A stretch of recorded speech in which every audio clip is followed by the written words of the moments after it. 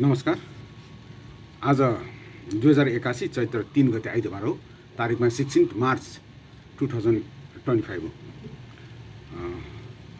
आज नेप्सीको प्री ओपनमा घटेर 3735 मा आएको थियो भने 11 बजेपछि भने नेप्सी 11 बजेर 4 मिनट जाँदाखेरि चाहिँ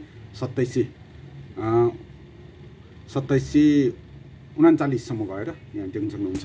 1 मिनटको क्यालेन्डर देखाउँछ। 39 सम्म गएर तपाईको आएको थियो भने त्यसपछि 11 बजेर 5 मिनट पछि तपाईको सेलिङ आएको देख्न सक्नुहुन्छ र फेरि अप गएको देख्न सक्नुहुन्छ।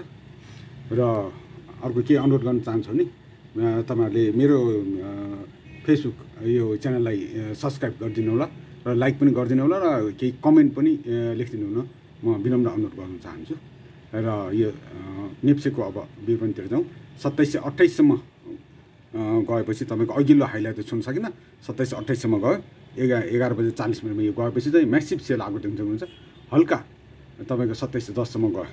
तपाईको 12 बजे 46 मिनेट त्यसपछि चाहिँ म्यासिभ सेल आज पनि सेलिङै बढी आएको देख्न सक्नुहुन्छ। यहाँ तपाईको सेल आएर आजको ड्रप तपाईको डाउन 2700 भन्दा तल गएर 2693 सम्म गएको थियो। त्यसपछि झन् हल्का माथि गयो तर फेरि तपाईको 2704 सम्म 2700 क्रस गरेको देख्न सक्नुहुन्छ। त्यसपछि फेरि तपाईको यो सेलिङ आएर तपाईको तल आएको थियो 2695। तपाईको 2700 भन्दा पनि तल आएर 2695 सम्म आएको थियो र त्यसपछि चाहिँ हल्का माथि गएर त्यसपछि चाहिँ बायर लास्ट मिनेटमा तपाईको बायर 5-6 मिनेटमा 1 2 3 4 5 6 7 8 9 मिनेटमा तपाईको बायर आएर सरस्वती माथि गएको लास्ट मिनेटमा माथि गएको देख्न सक्नुहुन्छ। र 2714 सम्म गएर क्लोज भयो। 2714.85 सम्म गएर क्लोज भएको छ। 2700 क्रस गरेर तपाईको क्लोज भएको छ आजको दिनमा। यो हप्ताको पहिलो दिन आइतबार र तपाईँ 2714.85 सम्म गएर क्लोज भएको 21.63 अङ्कले आज गिरावट आएको छ। र आजको भोल्युम पनि तपाईको गिरावट आएको छ। 6 अर्ब 83 करोड मात्र आज तपाईको टर्नओभर भएको छ आज।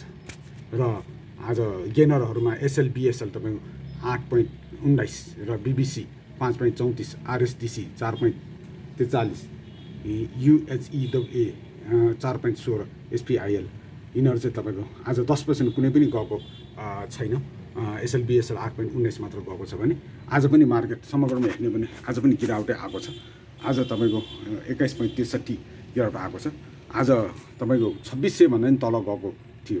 2600 तपाईको 93 सम्म गएर फेरि लास्टमा तपाईको 2700 क्रस गरेर 2714 अङ्कमा भएको छ। पोजिटिभ लास्टमा पोजिटिभ देखाएको छ। अब भोलि तपाईको 2750 भन्दा माथि क्लोज हुने आशा साथ अब भोलिको विवरण पेश गरौँला। र तपाईलाई अब यो 1 मिनेटको चार्ट देखाउँदैछ। अब तपाईलाई 1 डेको चार्ट पनि एचडी तपाईलाई देखाउन चाहन्छु। र 1 डेको चार्टमा तपाईको यो 1 2 3 4 5 6 7 सातौं दिनमा पछि ग्रीन क्यान्डल बनेको थियो। तर आज पनि तपाईको हिजोको हाराहारीमा तपाईको आज पनि बन्द भएको छ। तर हिजो भन्दा अलि माथि गएर तपाईको क्लोज भएको भए पोजिटिभ जस्तो देखिन्थ्यो।